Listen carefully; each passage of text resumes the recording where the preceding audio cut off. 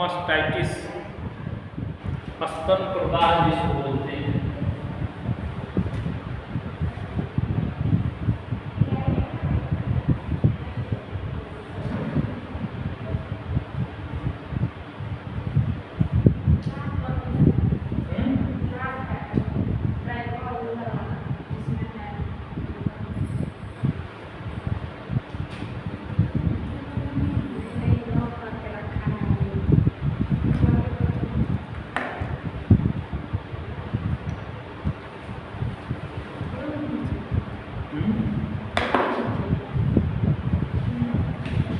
Mastitis, इसमें जो है कैसे इसका ट्रीटमेंट करेंगे? Principal remedy.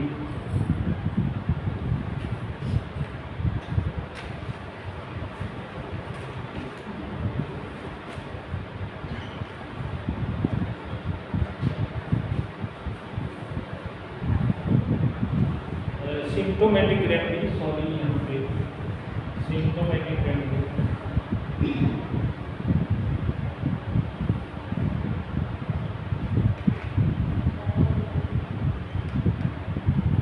और ये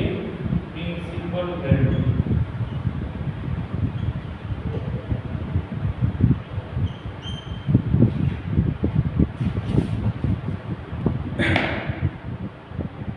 तो जो इलेक्ट्रोहोम्योपैथी में हम लोग ट्रीटमेंट करते हैं, इलेक्ट्रोहोम्योपैथी द्वारा जो चिकित्सा हम लोग करते हैं, जो इलेक्ट्रोहोम्योपैथी में हम लोग जो इन रोगों को चिकित्सा करते हैं, तो 3 आधार पे हम लोग जो है सिलेक्शन ऑफ रेमेडी, हमारा किसी भी रोगी में 3 आधार आप लोग जानते हैं कि 3 आधार पे ही हम लोग सिलेक्शन ऑफ रेमेडी अपना क्रिएट किए हुए हैं। और सिलेक्शन ऑफ रेमेडी का जो हमारा आधार है वो 3 ही है। तो इसमें सिम्टम्स क्या होते हैं, लक्षण क्या होते हैं इस रोगी को, कि हम इसको जानेंगे कि मास्टाइटिस जो है, जिसको स्तन का प्रदाह बोलते हैं, तो इसमें जो है स्तन की ग्रंथियों में प्रदाह हो जाता है, ठीक, जिसको हिंदी में थनैली भी कहते हैं। ये पशुओं को भी होता है, थनैल जिसको कहते हैं। और दूध पिलाने वाली जो महिलाएं होती हैं, इनको होता है, देखने में मिलता है। तो अब इसमें आते हैं कि खास करके सिम्टम्स क्या क्या मिलता है, जिससे कि हम जानेंगे कि कैसे ये होता है। तो सिम्टम्स किसी भी रोगी में आप देखेंगे तो सिम्टम्स जो है, लक्षण कभी भी 4 फेज में आपका होता है, एक्यूट, सब एक्यूट, क्रॉनिक और डिजनरेटिव। तो ये एक्यूट, सब एक्यूट, क्रॉनिक और डिजनरेटिव, तो इसमें क्या होता है, तो इसमें जो प्रारंभ होता है ये रोग, तो मुख्य रूप से लैक्टेशन, जब दुग्ध स्राव होता है, यानी महिला को जब बच्चा होता है तो दुग्ध स्राव लैक्टेशन होता है, उसमें जो है 2 महीने के अंदर या खास करके शुरुआती दौर में 1-2 महीने के अंदर मास्टाइटिस होने की संभावना ज़्यादा रहती है, ज़्यादातर महिलाओं को होता है। और इसमें जो है ब्रेस्ट में क्या होता है, असहाय पीड़ा होती है, पेन। शुरुआत में एक्यूट में पेन, दर्द होगा, और क्या होगा, ब्रेस्ट पेन और सूजन, लालिमा, रेडनेस, इन्फ्लामेशन,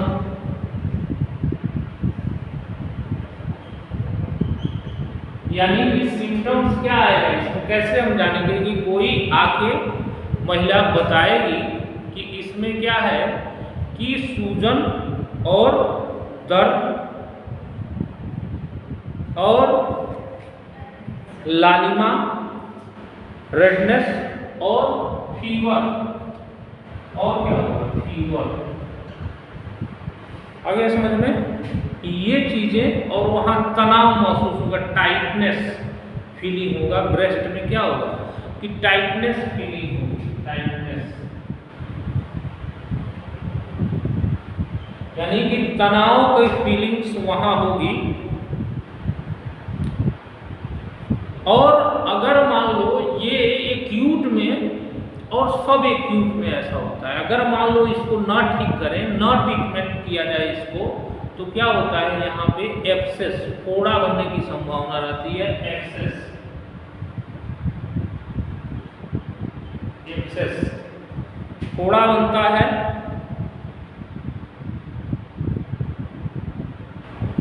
और फिर वहां पे और भी कंडीशन जो है उसमें डिजनरेशन, फोड़ा, पस आना, ये सब भी कंडीशन, ब्लड मिक्स, मिल्क, पस मिक्स मिल्क भी आने लगता है। मतलब उसमें से चीजें जो हैं अगर हम नहीं ठीक करते हैं तो ऐसी कंडीशन जो है हमें देखने को मिलता है। अब इसमें जो है खास करके अंग क्या है, तो इसमें अंग आपको क्या मिलेगा, हमें इलेक्ट्रोपैथी में ट्रीटमेंट कैसे करना है कि हमने सिम्टम्स देख लिया, लक्षण मान लो ये क्या है, मस्त है। अब इसमें हम आर्गन ढूंढते हैं कि कौन सा अंग है जिसपे ये रोग पर्टिकुलर हुआ। तो क्या क्या अंग है इसमें, ब्रेस्ट है, ब्रेस्ट और मेमरी ग्लैंड्स,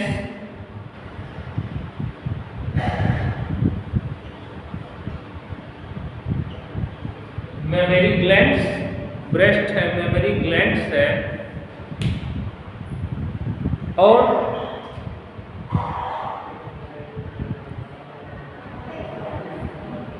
ब्रेस्ट है, मेमरी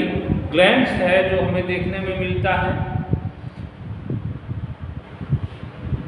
और जो डक्ट्स है, मेमरी ग्लैंड की जो डक्ट्स है, मेमरी ग्लैंड्स, डक्ट्स,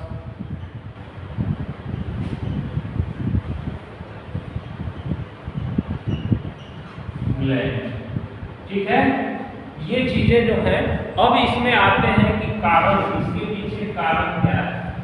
एक होता है इंटरनल और एक होता है एक्सटर्नल, यानी कि आंतरिक कारण और बाह्य कारण। इसमें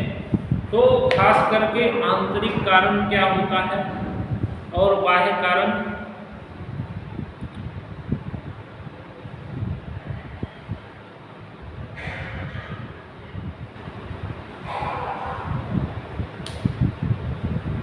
तो इसमें जो कारण होता है, मूल रूप से जो कारण हमें देखने को मिलता है,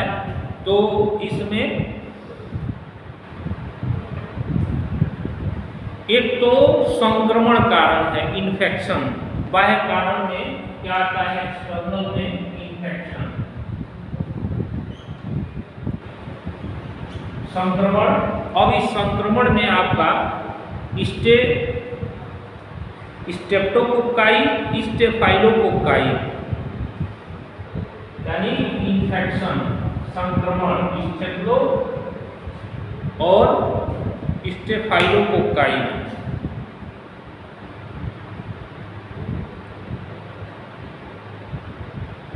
ये जो है इसके पीछे जो है कारण है स्टेप्टोकोकाई, और स्टेप्टोकोकाई और स्टेफाइलोकोकाई जो है इसके पीछे कारण होता है और जो कारण है इसके पीछे मुख्य रूप से कि दूध पिलाने वाली महिला है उसके दूध न निकले, और कभी कभी उल्टा दबा देने से या दुग्ध की ग्रंथियों की जो नलिकाएं हैं उनमें अवरोध पैदा हो जाए, यानी डक्ट में जो है अवरोध पैदा हो जाए, जो दूध से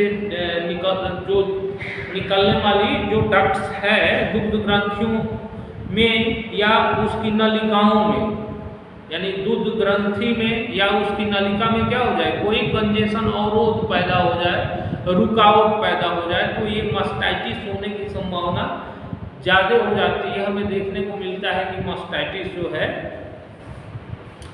होता है लोगों को। अब इसमें जो है कैसे ट्रीटमेंट करेंगे, इलेक्ट्रोपैथी में कैसे ट्रीटमेंट किया जाता है, तो फर्स्ट ऑफ ऑल आता है कि आप इसमें एक्सटर्नल और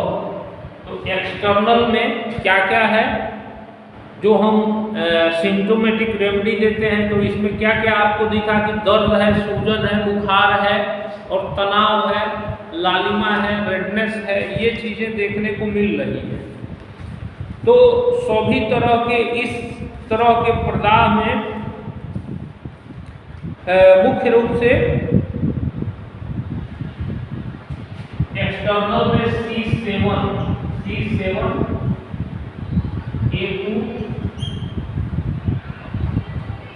C7 में C5A2 आ ही जाएगा, तो या तो C5A2 या C7 की, और दर्द है मान लो तो क्या मिला सकते हैं, F2 मिला सकते हैं, दर्द अगर है तो प्लस F2 आया समझ।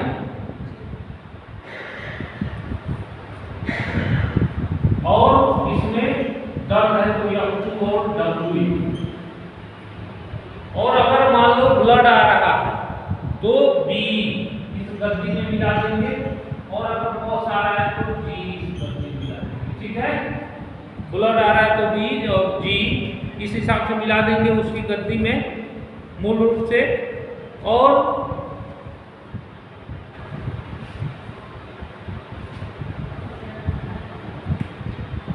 उस पे रखने के लिए गद्दी जो है हम देते हैं इसमें। और जो जो कंडीशन उसकी होती है पिलाने के लिए, यहाँ मान लो इंटरनल हमें इलेक्ट्रिसिटी देना है तो पिलाने के लिए तुम्हारी WG होती है और BG उसी तरह से हम उपयोग करते हैं, जैसा जैसा सिम्टम है उसी हिसाब से BG का उपयोग करते हैं। लगाने के लिए ये है आपका उपयोग कि जिसमें ये आप कर सकते हैं उपयोग में। अब आते हैं कि ऑर्गेनिक दवाई, तो ऑर्गेनिक दवाई में आपका मुख्य दवाई जो होता है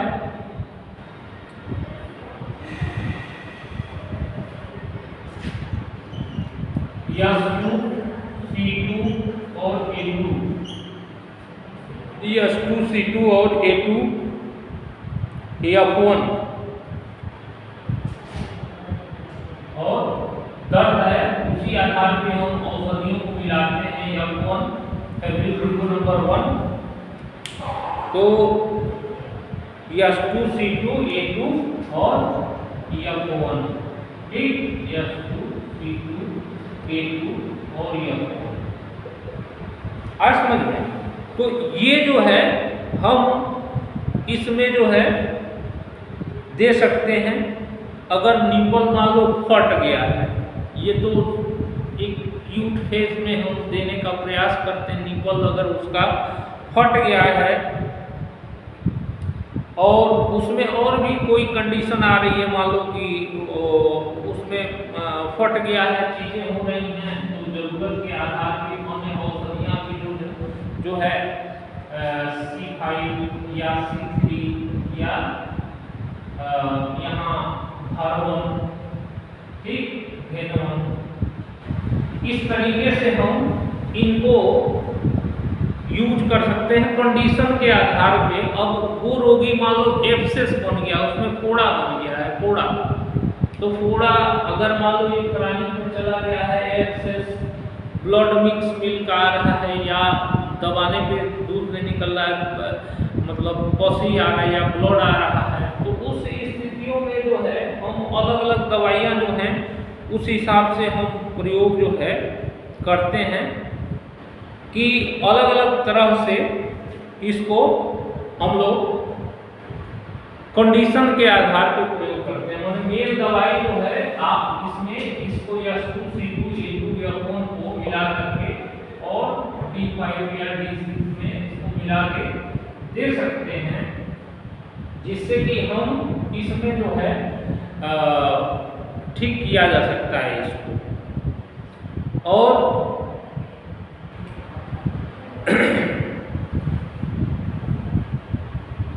और भी जो कंडीशन दिखती है इसमें कि कोई ऐसी इस तरह की कंडीशन, जैसे कई बार एक्जिमा हो जाता है इसमें, तो एक्जिमा का ट्रीटमेंट करते हैं, एक्जिमा वगैरह इसमें दिखने लगता है तो एक्जिमा वगैरह का ट्रीटमेंट करते हैं। कई बार चीज़ें जो हैं जिस हिसाब से मतलब कंडीशन मूल दवाई S2 C2 A2 और F1 है, ठीक। अगर मान लो फ्रैक्ट हो गया है तो C5 या C3 यहाँ पे S3 हो सकती है, और ये हार्मोन का उपयोग जो है हम उसमें करते हैं। क्रैक्ट वहाँ पे हो गया है निपल, तो इस कंडीशन के आधार पे मान लो फोड़ा हो गया तो रोगी जो है कई कंडीशन में हमारे पास होता है, तो एग्जैक्ट जिस कंडीशन में आता है, तो जब हम प्रैक्टिस करते हैं बहुत सारे रोगियों को हमने ठीक किया है, सैकड़ों लोगों को ठीक किया गया है, और बहुत सारे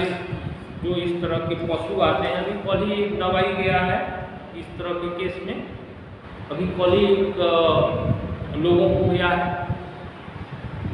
तो हमने तो 100% इसमें सफलता पाई है। इस रोग में 100% सफलता हमको मिलती है, यही दवाई हम लोग उपयोग करते हैं।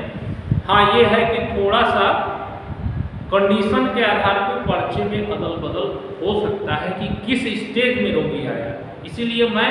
हमेशा से खिलाफ रहता हूँ कि किसी भी केवल रोग का दवाई मतलब लिख दिया जाए, ऐसा संभव नहीं। उसका डिल्यूशन, उसका सिलेक्शन ऑफ रेमेडी निर्भर करता है कि बीमारी एक्यूट में है, सब एक्यूट में, क्रानिक है कि डिजनरेटिव है, और उसमें सिम्टम्स क्या क्या है, उस पर आपकी सिम्टोमेटिक रेमेडी होती है, ऑर्गेनिक रेमेडी होती है, और प्रिंसिपल रेमेडी यानी कारण की दवाई भी उसी आधार पे उसको हम करते हैं। तो कारण के आधार पे इसको जो कॉन्स्टिट्यूशनल हम देखते हैं तो हमारी जो है S1 और A3, ये कॉन्स्टिट्यूशनल रेमेडी हो जाती है इसमें कि S1 और A3 हम दे सकते हैं इसको कॉन्स्टिट्यूशनल रेमेडी इसमें। तो इसीलिए मैं कोई भी किसी भी तरह का जब केवल फार्मूला बेस कोई बताता है तो मुझे समझ नहीं आता है कि वो केवल फार्मूला बेस से क्या चीज़ें हो सकती हैं, क्योंकि जो प्रैक्टिस किया हुआ है वो जानता है कि एक ही फार्मूले से बहुत सारे रोगी ठीक या एकदम से नहीं ठीक किए जा सकते हैं। कुछ रोगियों में लाभ मिल सकता है लेकिन सब में लाभ नहीं मिल सकता है, क्योंकि आप समझने का प्रयास करें कि एक्यूट फेज में रोगी आया, सब एक्यूट में है, क्रानिक में है कि डिजनरेटिव फेज में है, ये तो हम रोगी देख के निर्भर करेंगे कि किस फेज में हमारे पास आया। हाँ, एक ओवरव्यू हम बताने की कोशिश करते हैं कि देखिए समझिए कि इसी तरह से हम सिलेक्शन ऑफ रेमेडी कर सकते हैं जिसमें कि हम लाभ ले सकते हैं रोगियों में, लेकिन एग्जैक्ट वही दवा एकदम से लाभ करेगी ऐसा कैसे कोई बता सकता है, क्योंकि कोई भी रोगी एक तरह से नहीं आता है हमारे पास, अलग अलग उसकी कंडीशन होके आती है। इसलिए हमें जो है इस चीज़ों पे विशेष रूप से ध्यान देना चाहिए, और मैं जो सिखाने का प्रयास कर रहा हूँ वो मेरा जो तरीका है थोड़ा कम लोगों को समझ में आता है, लेकिन कंप्लीट चिकित्सक बनाने का मतलब प्रयास मैं करता हूँ कि उसको पूरी चीज़ें आ जाए, जितना हम लोग सीखे हैं, कर रहे हैं। तो इस हिसाब से आप इसकी चिकित्सा जो है आसानी से कर सकते हैं और यहाँ तक पहुँच सकते हैं। धीरे धीरे टाइम लगेगा चिकित्सक बनने में, लेकिन जुड़े रहेंगे तो धीरे धीरे आपको चिकित्सक, एक इलेक्ट्रोपैथ चिकित्सक बढ़िया